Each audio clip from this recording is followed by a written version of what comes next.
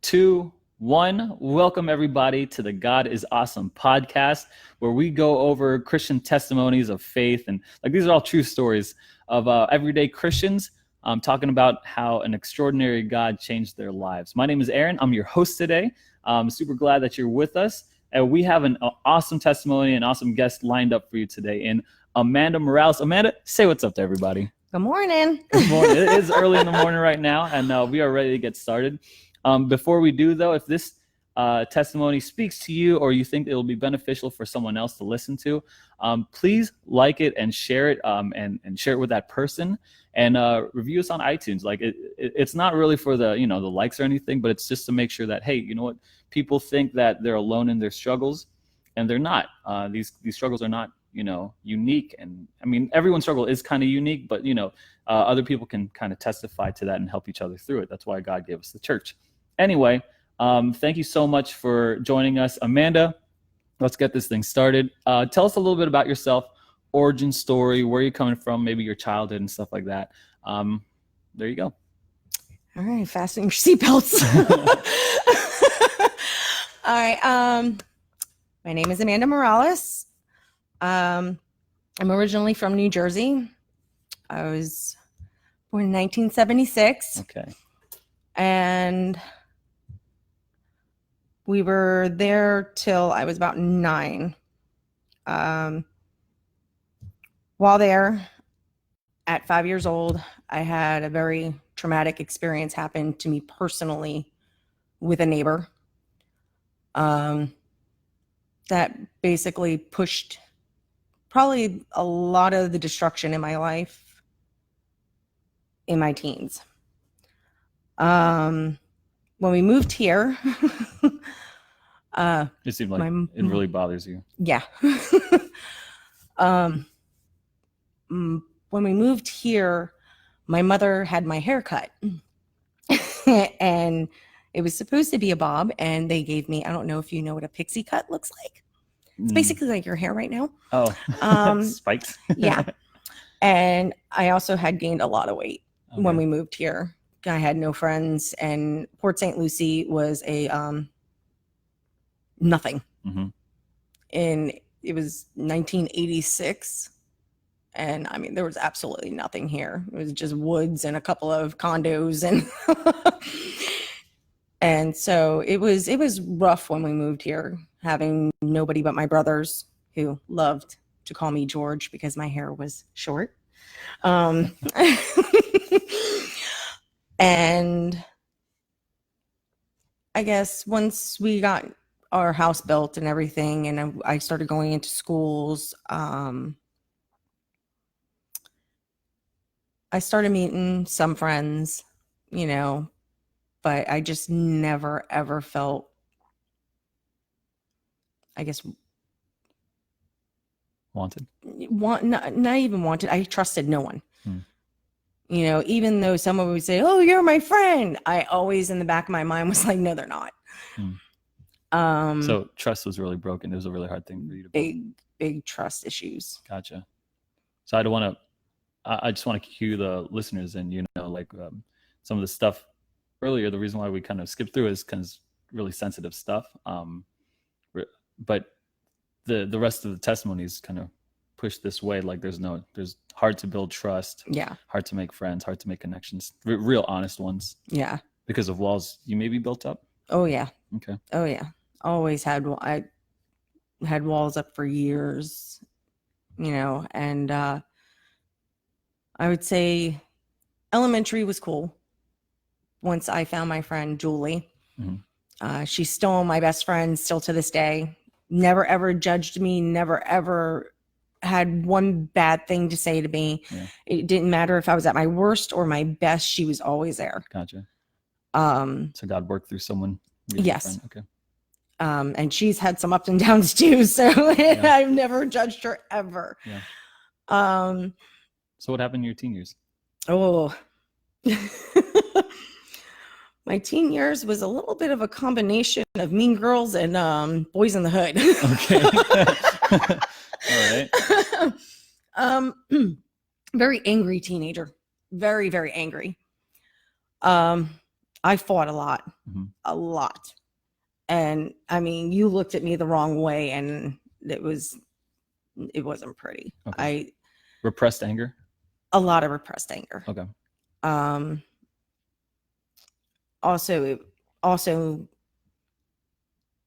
which is very strange, people wanted to be my friend. Sure. Because I knew how to fight, Sure. which I found very awkward, but people wanted to be me. Okay. They wanted to be me. They wanted to hang out with me. They wanted, and I was always living in my brother's shadow. Okay. I was never Amanda. I was Tom's sister. Okay. Yeah. Oh, you're Tom's sister. Yeah. I don't have a name. Yeah.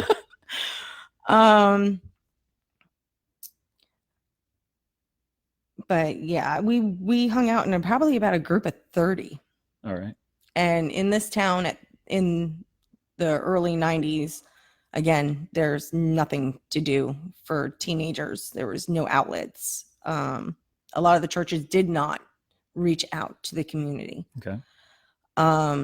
So we hung out in the woods, keg parties, bonfires, smoking marijuana. Okay.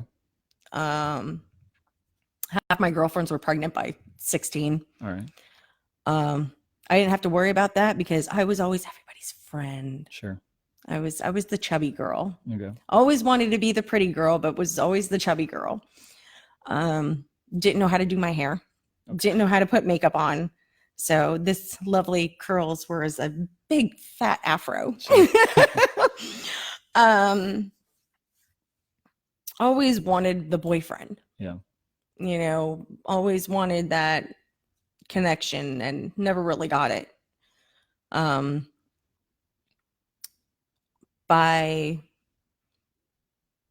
I would say, high school time, I think God pushed me in a way to understand that if I went to Port St. Lucie High School, I was not going to graduate. And I told my mother this. I said, we have two options. Either I go to Port St. Lucie High and I'm hanging out with the same people and I skip school every single day. Yeah. And I'm not there because I'm hanging out with them. Or I go to Westwood, who had a program that they were offering where half the day you went to school, half the day you went to the college and did a trade. So my mother said, I think that's a good idea. And I went to Westwood. So let me ask you a few questions here. Sure. Was there a religion in your life at this time or faith? We were Catholic. Okay. We were practicing in Jersey, but when we got here, we started going to, I'm not going to call them out, but a Catholic church here. Okay. And my parents weren't happy with it. Okay. So they just basically stopped going. Any particular reason, or is like the general Catholic stuff? Is it judging? Okay. Felt like they were getting judged a lot. Yeah. Gotcha. Okay. Also, the second thing is, what's it like growing up as the chubby girl, self-proclaimed chubby? Like what's it like saying? I'm guessing you're in middle school at this time. Yeah. So what's it like being everyone's, how you said, friend, or not being wanted? Everyone wanted to be with you, but no one wanted to be with you. Yeah, with you. Yeah. Yeah. What was that like? What does that do for identity, self-worth? Okay. Lonely. Yeah. You felt like you got people around you, but you're still alone. Yeah. And it brought on a lot of jealousy, rage. Okay. To the point where you stop caring about other people's feelings. Right.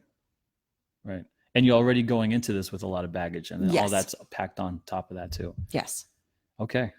So this is the type of person you were forming in your teen years. Yes. So you're going to Westwood now, high school? And I stayed to myself.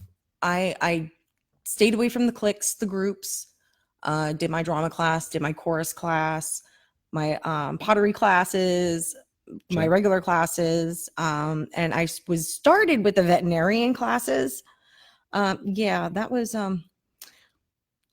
wasn't expecting how hard that was going to be. So I went to the counselor and told her I can't do, I couldn't, because I was also dyslexic on top of everything else. Okay.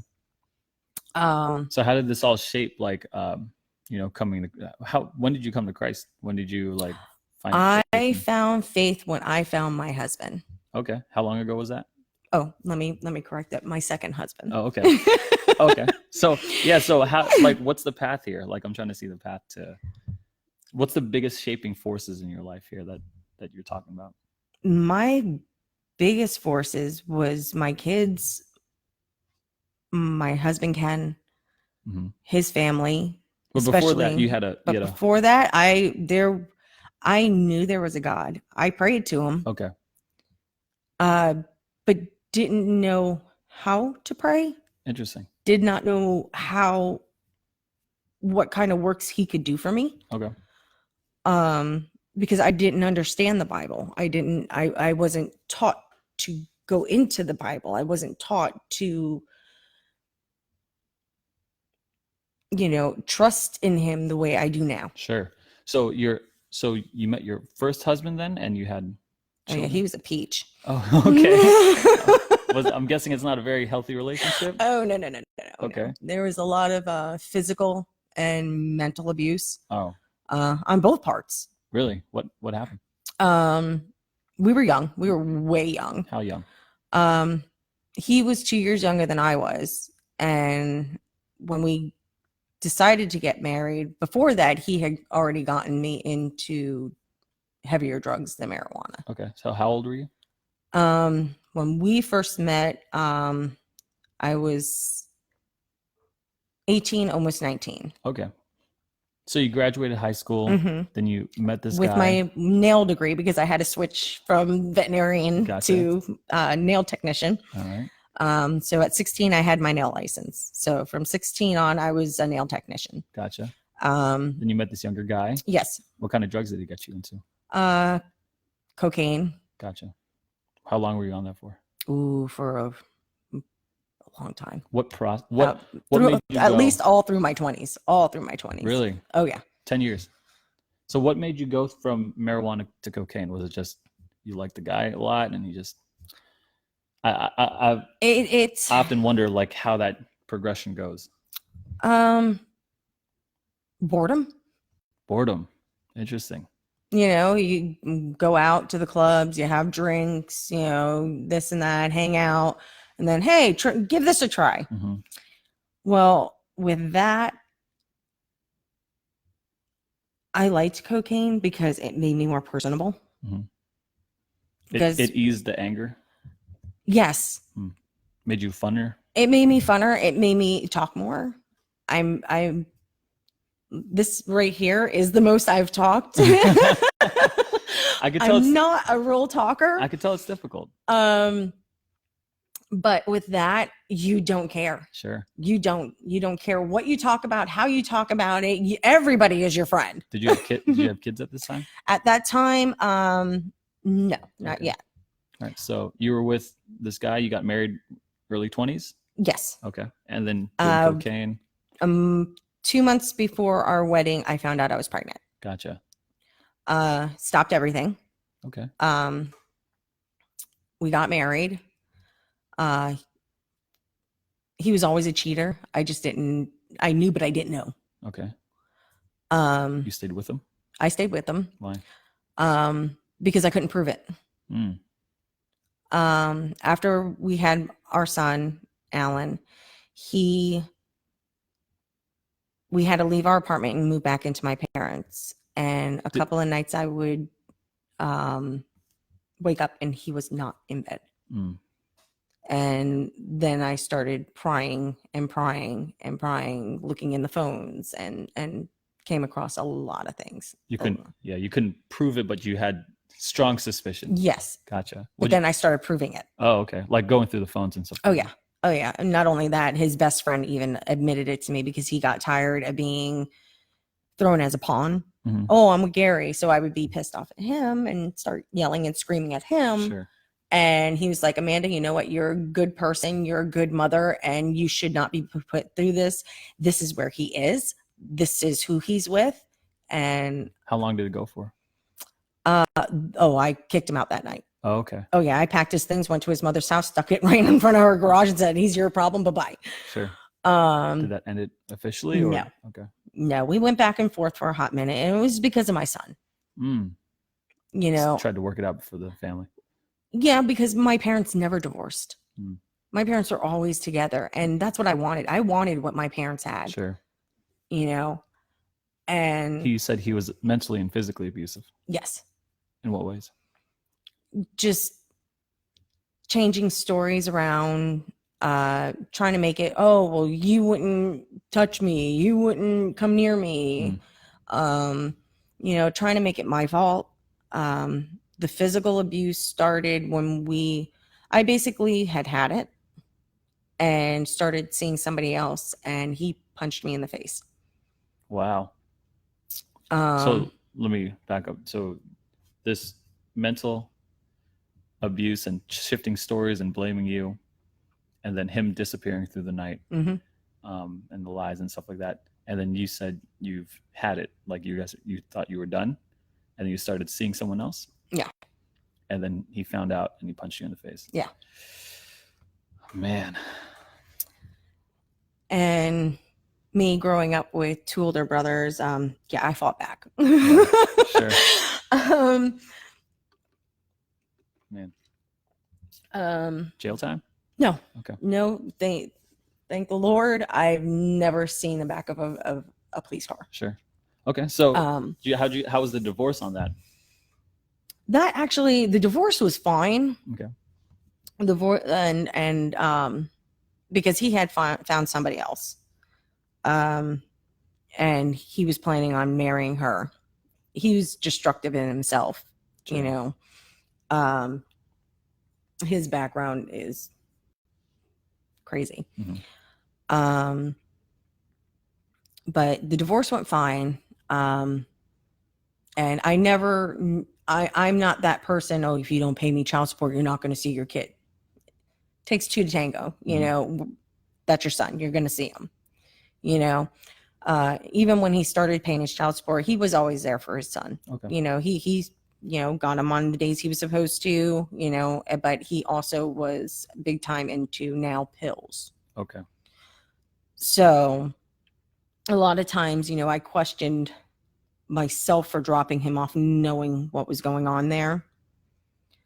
How'd you make that choice? Did you just outweigh, like, he's his father, he deserves it still? Yeah. Okay. Also, my son was also diagnosed with ADHD. Okay. And anger issues. Really?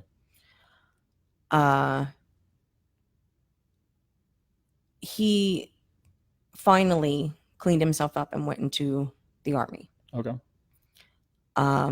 Which I thought was awesome for him. Your ex-husband? Yes. Okay.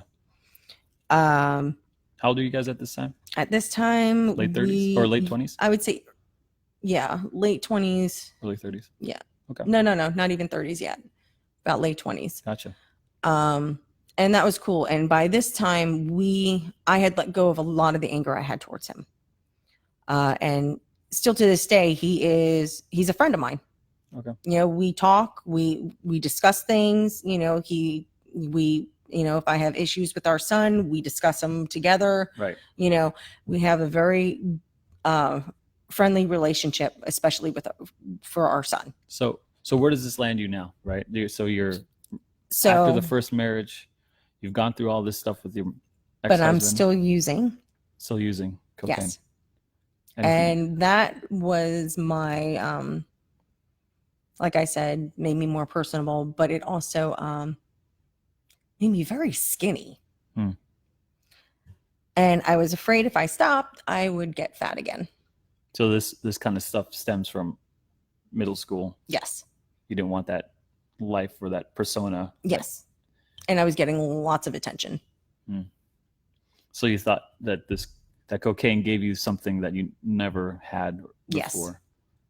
Good looks, appreciation, ultimately worth. Yes.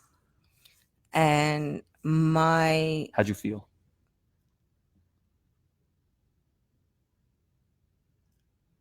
When I would sober up, horrible. And when you were high? Great. Awesome. Yeah. So you always wanted to stay high. Was it bad? How often did you use? I used all the time What's all because the I time? would get it free.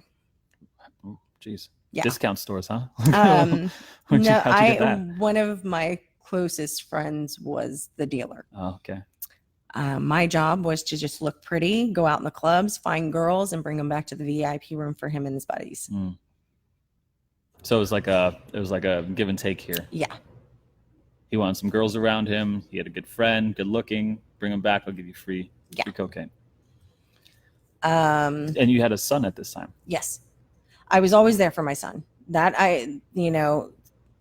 Even my mom, she said, even at your worst, you were always there for your son. Mm-hmm. I mean, I always made sure I was there in the morning to get him up, make his breakfast, get him ready for school, Sure. get him to school, Sure. do his homework with him when I was home after work. Was it exhausting? Yes. Yeah. Yes, because it was probably about 2 hours of sleep, maybe. Yeah, I'm thinking like the clubs don't let out. Yeah. It was, that I do have to give myself. I never brought other men around my son. Okay. Even if I was dating them, they did not come home. They did not come around my child. Yeah. I kept my second lifestyle away from him.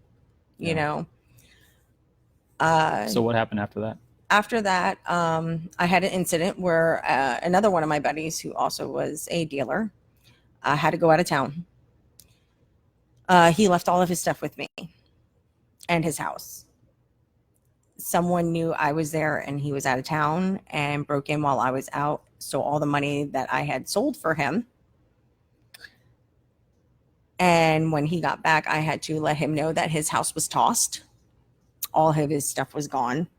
And Is tossed like a street term? Like gone through everything. Oh, geez. Okay. Yeah. Someone broke in and went through everything. Gotcha. The drug life is like new to me. Yeah, so I don't know any terms. Sorry. If you take up a term, I'm not really sure what. Welcome to my world. Yeah, right. So okay, so someone broke in, took everything. Yeah. Tossed. So I had to explain to him this. Okay. The next day, I actually had a plane ticket to go see family in Jersey for a family reunion. Mm-hmm. He took that as I did this and ran away. So the whole time I was there, I was getting messages left and right. Wait till you get back, threats. So I literally, on my way home on the plane, prayed. Mm-hmm. Was this your first time praying? Yes. In a long, long time. So you were scared for your life? Yes. How old were you? I was 29. Wow. I got off the plane. I got in my brother's car. I said, you take me to his house. And he said, Amanda, are you serious? I said, I am dead serious. I said, take me to his house. Mm-hmm. I confronted him and let him know I did not do this. I said, I will take the brunt of it because you put me here and I was here. Mm-hmm. I said, I cannot give you a lump sum. I said, but I will pay you back. And he decided that was fine.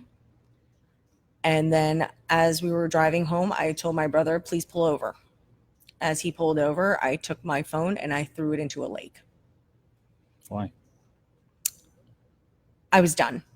I was done with drugs. I was done with that lifestyle. I was done with everybody who was in my phone. I was done with everything. Because that was a realization that I could lose my son.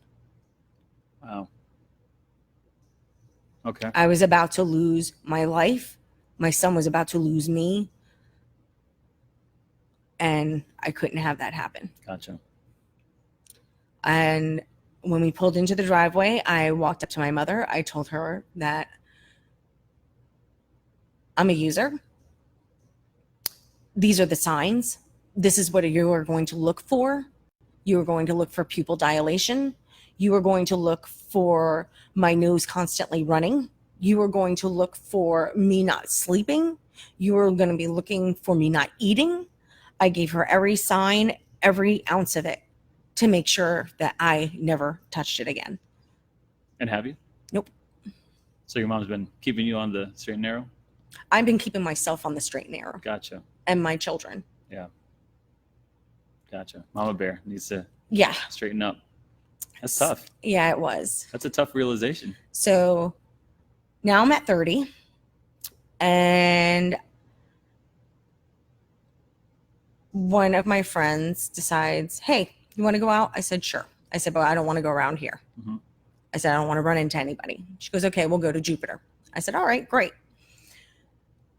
At this time, I was seeing another guy and really wasn't too happy with him, but he decided he was going to come along with us, which we were actually not happy about. We were trying to have a little girls' time.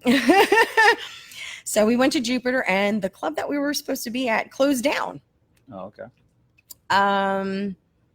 So we were like, all right, we'll go to Stewart. And I was not happy about it because I knew some people would be there. But thankfully, none of them were. Okay.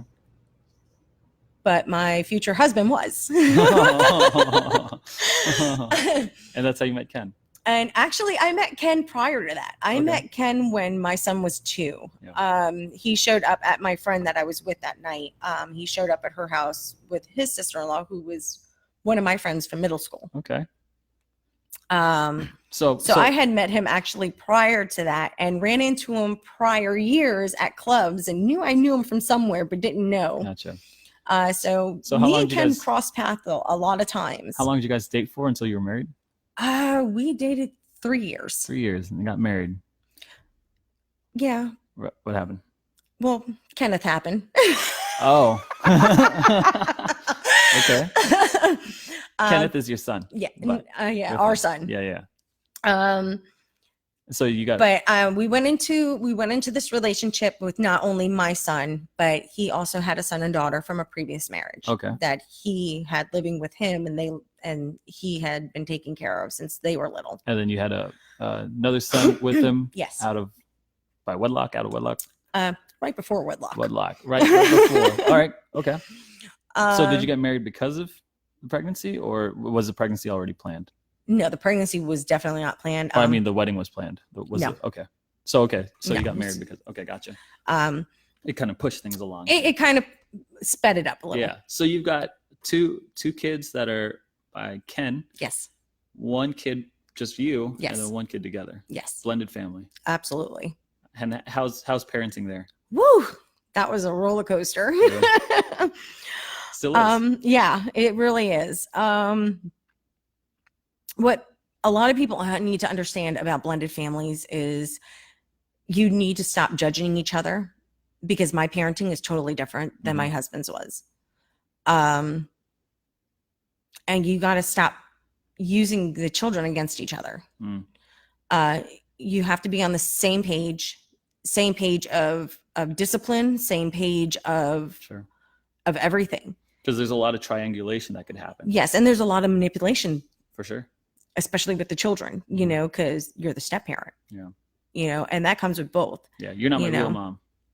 And same with my son. Like my son, literally at the age of 14, physically punched my husband in the face. Why? He caught him smoking a cigarette on the side of the house, and Ken. Yes. Your husband caught him. My husband caught him. Okay. And he's better now, but back then his anger would get the best of him. Sure. And he didn't handle situations the way I would handle situations, but my handling situations is not good also. Yeah. At that point in time. You said this pushed you to Christ though. Oh yeah. How? Because I knew something needed to be done. Our family was spiraling out of control. It was completely spiraling out of control. How long were you married before things started changing? Kenneth was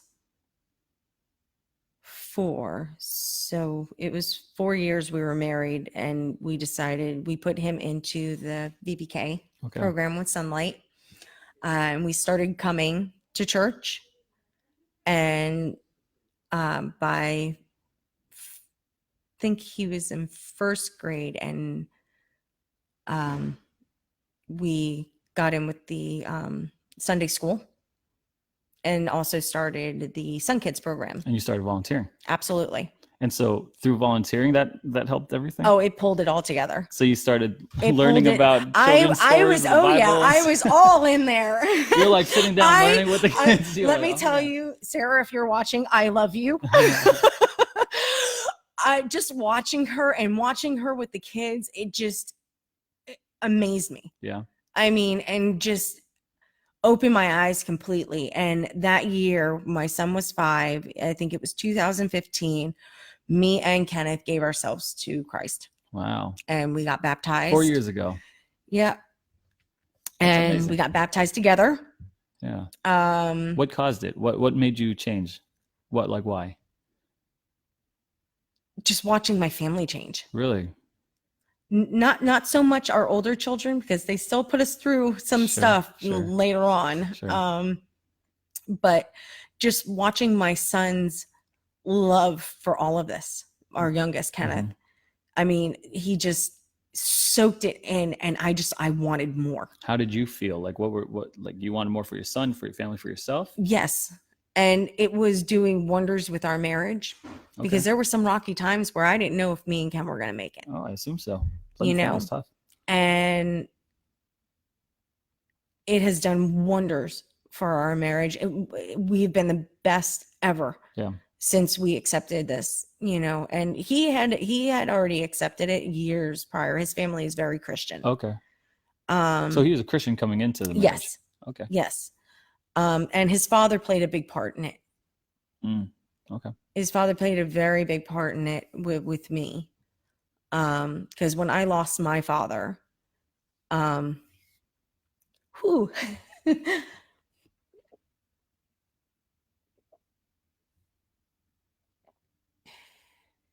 he was there for my dad.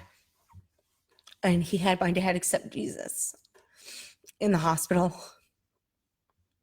That's good to hear. My dad was a big part of me. And losing him was very hard.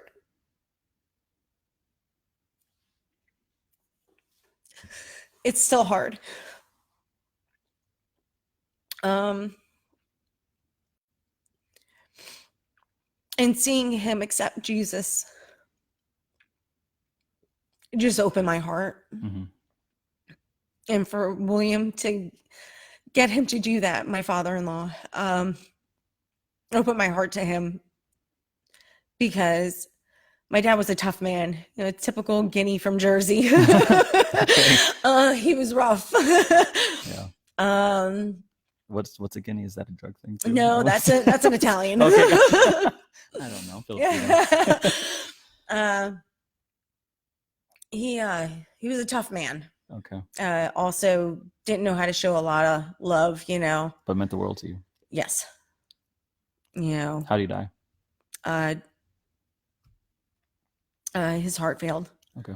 He's also diabetic. I think what crushed him the most is they took his leg because of the diabetes. Okay. And of course, the man that he is, I caught him hopping up the stubborn man. Very, very stubborn. Hammer in one hand, nails in the mouth, and hopping up a ladder to fix a wall. Oh, geez. Well, I could do this. Who needs a leg? Exactly.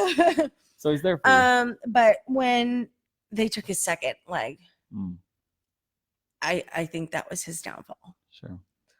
And probably very prideful man. Yes, very. Always had taken care of things. Yes. And so when he couldn't anymore. Yeah. How long ago did he pass away? That was, I'm going to say 2000. Oh, it's on my arm. 2013. Okay. Or 12. I think it might have been 12. Sure. 6-7 years ago? Yeah. Okay. Yeah, 7, because my husband's brother, Gary, passed about a year later. Can we talk about that? Sure. Sergeant Gary Morales. Yes. That was a rough one.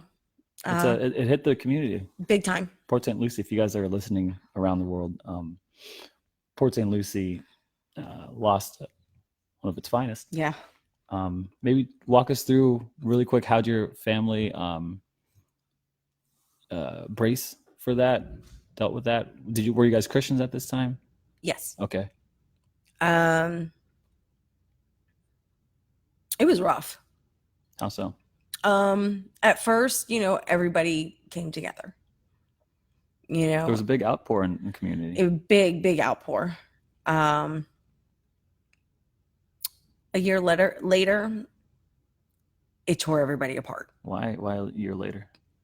I'm not sure. A lot of anger that didn't know where to go. From who?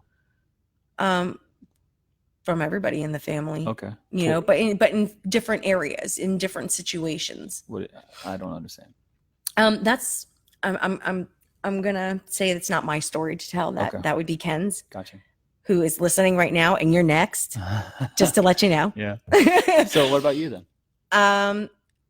It broke my heart to see it breaking my husband. That was his little brother.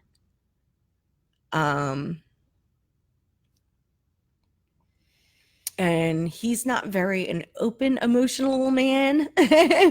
Keeps a lot in. Mm-hmm. So to see him break and to question his faith at that point hurt. Yeah. But we didn't let it break us. Sure. There's healing every day. Every day.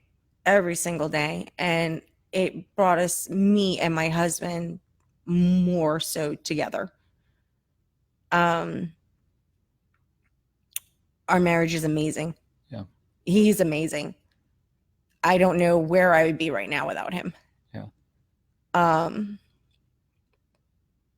great to hear. Yeah. That's good. You don't have to cry about that. That's a good I know.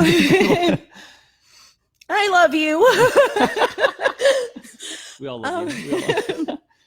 Okay. So yeah, so your family's going through this. You see everyone angry. You see your husband going through a very, very, very difficult time. Yes. And it broke our kids. Little brother. It broke the children. Gary was very, very close with our children, especially our oldest three. How'd your family take the community and stuff like that? Like, I mean, I know there was anger and stuff and didn't know where to go, but what about, you would think that, I mean, outside perspective, right? You'd think that it would be easier. Was it easier? Did the community help at all? Like, in the healing process, or where was the healing coming from for you and for the family? The healing for me was from God. Gotcha. And how so? In what form? Like, what does that mean? I'm trying to think tangibly for someone who maybe might have lost a family member who was a police officer as well. Because I know he was good. I know he's where he is in a better place than we are right now, sure. And yes, death hurts. Yeah. Death is crushing to our hearts. Yeah. But they're okay. Yeah. And your father and your brother-in-law. Oh yeah. Yeah. Oh yeah, they're having a party up there. Yeah. They're good. They are in such a beautiful place. Sure. And knowing that I'm okay. Yeah. And yeah, that's the hope that we have, right? Our thing is making sure his daughters, my brother-in-law's daughters, are okay. And making sure that they know, even though their dad is not gone, we are here. Yeah. Yeah. And that's our main concern. Yeah. And my sister-in-law, I love her to death, and we're still in their lives. Yeah. Even though she, moves on with her life, we are always with them, hanging, it's not every single day, but we're still part of her life and the children's life. But there's healing and there's growth that comes from it, for sure. And it's just, but it did break our kids. Really? Yeah. The kids? Yeah. Yeah. Well, how did you see what happened? Like, well, let's see. My son, Gary always accepted my son as family. Your son. First marriage. Okay. from my first marriage. That's big. Yes, and Alan loved him, you know, and Gary was our enforcer. If they got in trouble, you know, he'd come over, grab all three of them, bring them in the backyard, take those bricks, bring them to the other side. Okay, now that you've done that, bring them back, you know. He was our enforcer, you know. So when we lost Gary, it went downhill for them. Alan started using drugs. Really? Getting into gang members. Yeah. Marijuana. I was constantly in court with him. I could probably tell you the whole judicial system now. Okay. That's how many times I've been to court with him. And he was in juvenile detention center for 8 months. Got out of that. So he's got some anger. Oh, like the anger issues prior. Yeah. Well, he also stopped taking his medications. Okay. So it's a perfect storm here. Yes.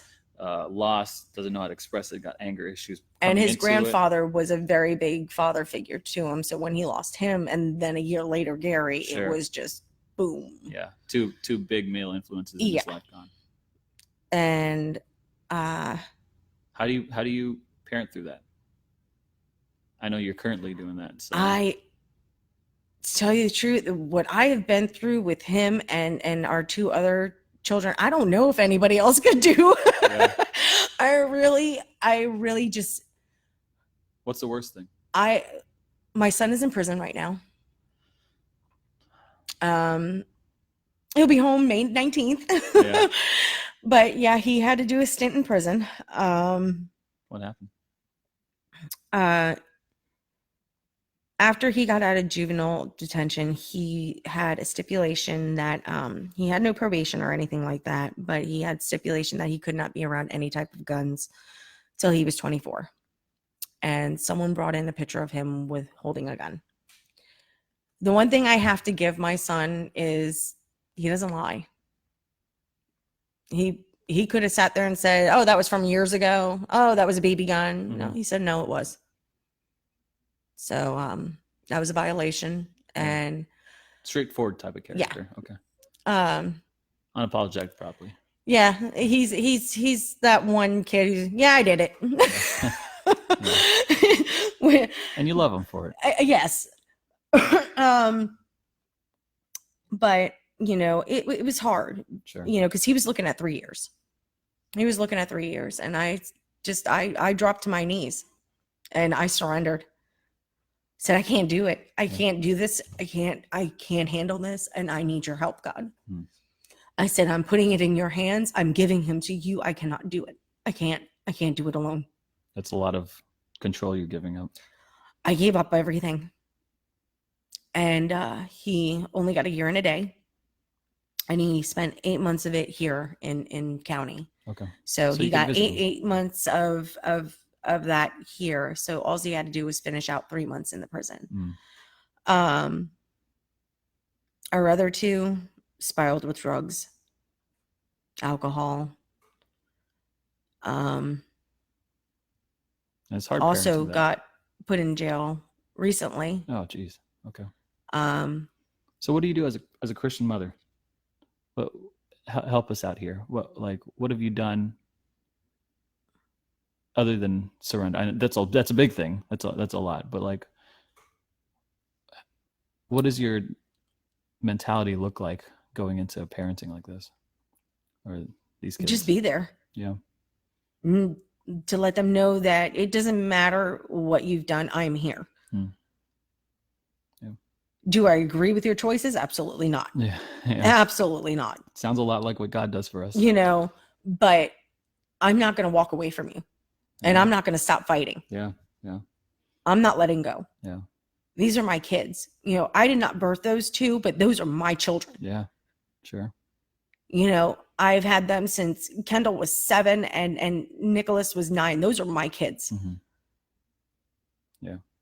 You know, and do not treat them any different than my son. Yeah. Now, mind you, me and Kendall had some up and downs, boy, because I did not know how to handle a female. Trust me. Okay, I was not the best stepmom ever. Well, we learn, right? You We know, learn, for sure. and I can't even tell you how many times I've had to sit down with her and go, I am so sorry. Yeah, sure. And you know, me and her got into some physical fights too, where she's come at me. Yeah. Did you fight her back? No, as a parent, you know, open-handedly, yes, but never closed the fist. Okay. Sure. You know, but you know, the mush and the back up. Yeah. You know, grab them by the hair to keep them backwards. You know, I don't know, but okay. Oh yeah, because yeah, the fists were flying on the other side. Wow. A lot of anger there. Yeah. I think that was stemmed from her mother. Okay. We'll have to ask Ken about it. Yeah, sure. exactly. That's his story to tell. Yeah. And they also fought their father. And you know, it's just interesting. That's how, like, that's the gospel, right? It's just like this reflection of how God like sees his children acting out, fighting him, rebelling, and all this stuff, trying to. But he won't let us go. With all the words that you said. Yeah, he keeps fighting for it. I mean, like, he won't leave. Nope. You can hate me all you want to. I ain't going nowhere. That's right. We've got a little bit of time left here. Is there anything else you want to share with us? The biggest shaping forces, or like what you're doing right now for God, or where you're at right now spiritually? I am soaking everything in. Yeah. I am soaking every ounce of it, and What does that mean? I can't get enough. I need to know more. I need to read more. I need to hear more. I want to be around people more. I want to be around people who want him more. Sure. You know, and reading the Bible, prayer, worshiping, sermons, studies, everything. Studies, you know, I even go to Bible study at my father-in-law's on Tuesdays. Oh yeah, I triple it up on Tuesdays. Just you know, discipleship. I've got my discipleship on Tuesday. Plus, I do the women's study group on Tuesday mornings when that's going on. You know, and then Tuesday nights I'm at my father-in-law's for Bible study. I'm just 3-piece with the soda. That's because awesome. My job works me, and I am praying to God right now that he gets me to a new job that I filled an application out for. Sure. And I know he's going to bring me where I need to be. Yeah. And because 29 years of nails and listening to these ladies and their stories and their anger that they come in with and their just nastiness. I'm done. Yeah. Hey, that might be a good place to share the gospel. Oh, I do. Trust me. Yeah? You're not supposed to, but boy, I'll tell you, my Bible is right out on my desk. If I'm not busy, it is flat out right there in the open. That's cool. That's cool. Every place you feel, I assume. That's cool. Well, yeah, thank you so much for your story. That's a wild one. Oh yeah, I told you to buckle that seatbelt. It's a wild one. Look, Amanda, I really appreciate it. It's fascinating because what I got from it was that this whole roller coaster from when you first started to like all this stuff in your teen years, shaping identities, and then your 20s and all that stuff, and then parenting. Like these are all sections of your life that God has been working and being with you and hasn't left you. And then now you're kind of he didn't give up. Yeah. He was fighting for me. He fought big because boy, I was fighting some demons. Yeah. Look, Amanda, let's close this out. Before we do, we just want to thank you guys if you've finished it off, if you finished off the podcast with us, if you're ending with us, share it with someone. If someone that might benefit from this type of testimony, I'm sure Amanda wouldn't mind speaking and stuff like that. Not at all. To them. Be sure to like and share, invite to the group anyway. Amanda, we finish off with every podcast with the same question. Why do you think God is awesome? That's a hard question to answer. That's a real hard question to answer because everything he does is awesome. Yeah. What do you, though? Why do you think he's awesome? The unconditional love. He never lets go. Amen. Well, thank you guys. We love you. We will talk to you guys next time.